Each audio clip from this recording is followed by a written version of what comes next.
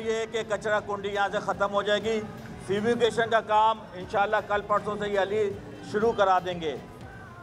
जो सीवरेज की लाइन है उस लाइन का मैं इंशाल्लाह आपसे यह वादा करके जा रहा हूँ, अगले 3 से 4 महीने में नई लाइन हम आपको यहाँ सीवरेज की डलवा देंगे। दूसरा, हमने एक और भी अवेयरनेस शुरू की है कि पानी के हवाले से पानी का कंजर्वेशन का कैंपेन शुरू कर रहे हैं, जिसमें पानी को किस तरह इस्तेमाल करना है, कम से कम पानी इस्तेमाल करना है। एक दूसरी, हम एक खुर्रम अभी कैंपेन शुरू कर रहे हैं ग्रीन कराची के हवाले से भी, वो भी बहुत जल्दी हम आएंगे आपके पास कि आपके इलाकों में यहाँ प्लांटेशन होगी और उसका प्लान हम बना रहे हैं, बहुत जल्द उसको करेंगे। जिस बिल्डिंग के अंदर गैस का प्रेशर नहीं आ रहा है वहाँ पे आप अपने घर से कॉल करें, अपना गैस का जो आपका मीटर नंबर है वो दें और अपनी कंप्लेन रजिस्टर कराएं।